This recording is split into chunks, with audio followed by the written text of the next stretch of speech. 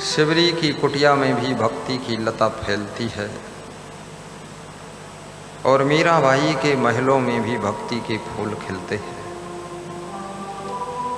सुदामा जैसे झोपड़ी में रहने वाले भक्त भी भगवान कृष्ण का नाम जपते रहते हैं।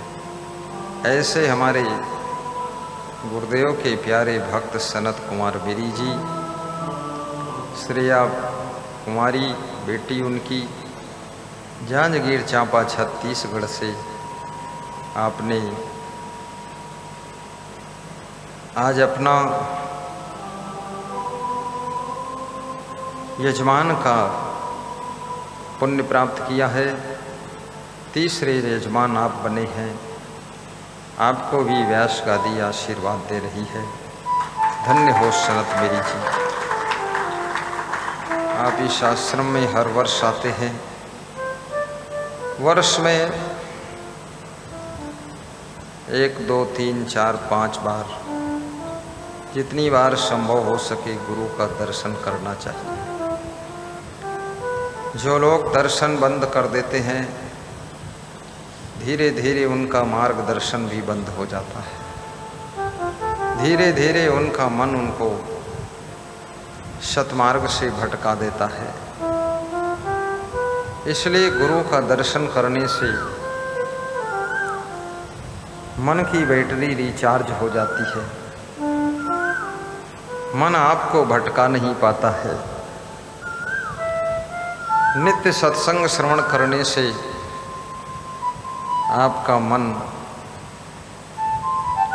प्रसन्न तो रहता ही है, साथ साथ में भक्ति से विचलित नहीं होता है। निष्काम भक्ति करने से आपकी भक्ति कभी डगमगाती नहीं है। गुरु से आशीर्वाद मन ही मन लेना चाहिए, परंतु अपने कर्मों और अपने भाग्य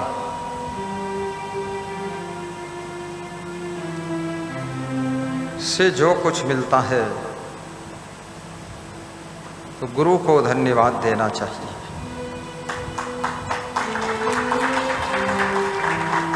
क्योंकि आशीर्वाद के साथ साथ जीव आत्मा के साथ में अनेक जन्म के कर्मों का प्रभाव भी रहता है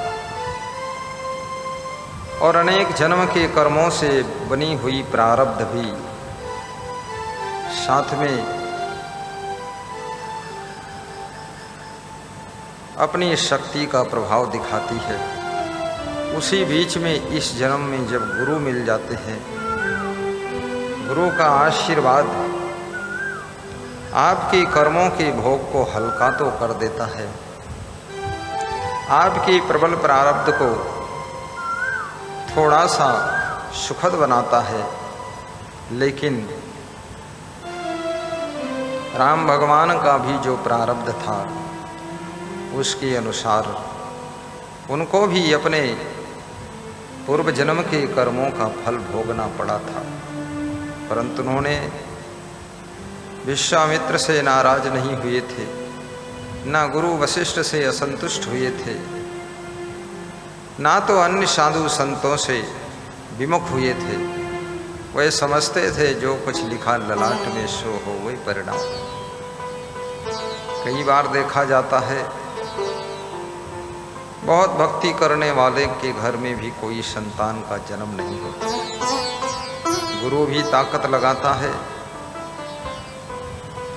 और साधु संत भी आशीर्वाद बरसाते हैं, लेकिन प्रबल प्रारब्ध का भोग है, काटे कटता नहीं, वो भोगना पड़ जाता है। ऐसी कंडीशन में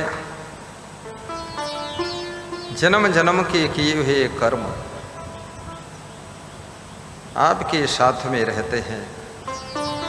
जिस शरीर से कर्म करते हो शरीर तो बदल जाता है, परंतु उन कर्मों के प्रभाव से जो नए शरीर की प्राप्ति होती है, उस नए शरीर के द्वारा पिछले जन्मों में अनेक जन्मों में किए हुए कर्मों का फल जो प्रारब्ध रूप है उसको भोगना ही पड़ जाता है।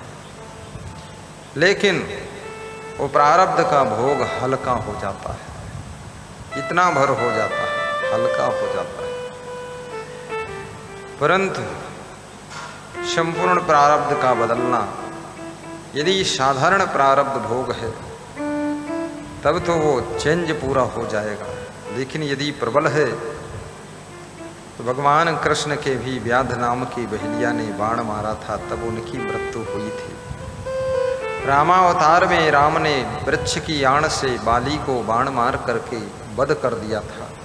वही बाली मृत्यु को प्राप्त हो करके दूसरे जन्म में व्याध नाम का बहेलिया बनकर और राम जी कृष्ण अवतार में आए, ऐसा कहानी कहती है।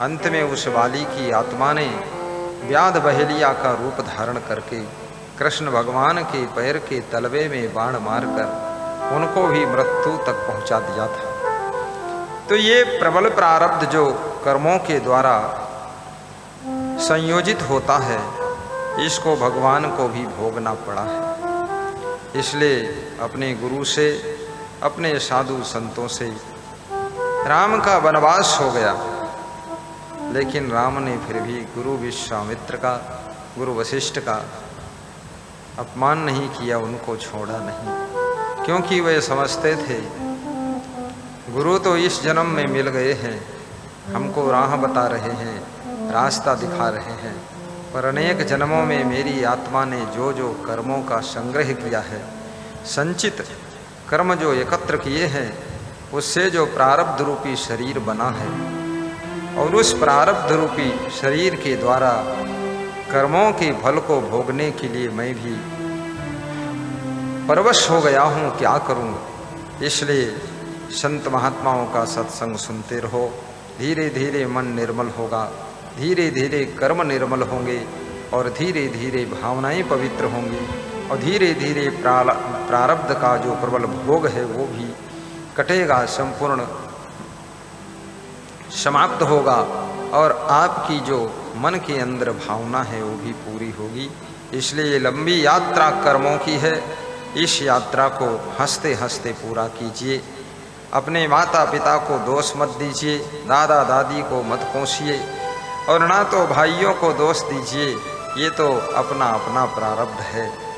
भरत अयोध्या में हैं फिर भी नंदी ग्राम में रहते हैं, शत्रुघ्न अयोध्या में हैं फिर भी राजगद्दी पर नहीं बैठते हैं, और राम वन में हैं तो भी वहाँ शांति से नहीं रह पाते हैं, वहाँ युद्ध की भूमिका तैयार हो रही है। ये सब प्रबल प्रारब्ध है। इसलिए अखंड मन से भक्ति कीजिए, निष्काम भाव से भक्ति कीजिए। आपके प्रबल प्रारब्ध से ही आपको सब कुछ प्राप्ति होती है।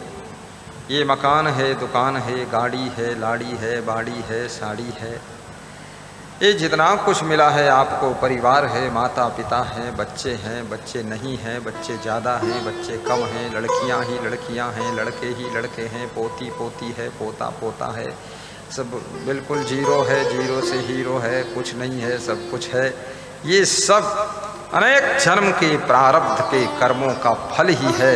इसको हंसते हंसते स्वीकार करना चाहिए और भक्ति करके अपने कर्मों की निर्जरा करना चाहिए। कई बार देखा जाता है लोग भक्ति करते हैं, उनके मन की कामना कोई पूर्ण नहीं हुई, बस देवी देवता को एक बोरी में भर के रख दिया और चुपके से उठाकर ट्राली में धर के नदी में डाल दिया। कितने लोगों ने देवी देवताओं को तो हथौड़ी से तोड़ करके चूरन बना दिया। देवी देवता भी सोच में पड़ गए कि भगत बहुत खतरनाक है, और कितने भक्तों ने तो गुरु का भी पूजा पाठ सब बंद कर दिया, प्रवचन सुनना भी बंद कर दिया। बहुत गुस्सा हो गए, नाराज हो गए कि अरे गुरु में कोई दम नहीं है, गुरु मेरा दमादम नहीं है, और गुरु मेरा बिल्कुल ढीलम ढालम है, एक छोटी सी मनोकामना पूर्ण नहीं कर पाया, और अब ऐसे गुरु की भक्ति करने से क्या मतलब है। चलो ऐसे गुरु के पास चलो जो जंतर मंत्र तंत्र करता हो, टोना टंबर करता हो, कुछ मंत्र फूंक दे, सब अला बला उड़ी चली जाए, और एक साथ में सारी मनोकामना बम्फर रूप से पूरी हो जाए, ऐसा गुरु ढूंढो। अब ढूंढने निकल पड़े तो और कोई ठग गुरु मिल गया, जालिया गुरु मिल गया, खूब फंसा के रगड़ा चटनी बनाया, भटक भटका करके सब दिमाग ठिकाने आया। इसलिए याद रखना, हमेशा ध्यान अपने कर्म पर दीजिए, ध्यान अपने प्रारब्ध पर दीजिए और ध्यान गुरुदेव के सत्संग को सुन करके मन की पवित्रता पर दीजिए और अखंड भक्ति कीजिए। मीराबाई कृष्ण की भक्ति करती थी, परंतु उसको राणा ने जहर का प्याला पिलाया था। पर मीरा ने ये नहीं सोचा था, यदि कृष्ण की भक्ति में दम होती तो ये राणा जहर का प्याला हमको कैसे पिला पाता। ये नहीं सोचा, उसने ये सोचा चाहे जहर पीना पड़े, चाहे जो कुछ करना पड़े, चाहे मर जाऊं, लेकिन भगवान कृष्ण की भक्ति नहीं छोड़ूंगी। ऐसे आपकी भक्ति में भी दृढ़ता होनी चाहिए।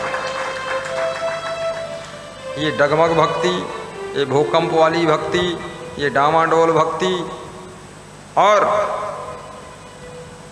कहते हैं गुरु से बात कभी हो जाए तो सौभाग्य है।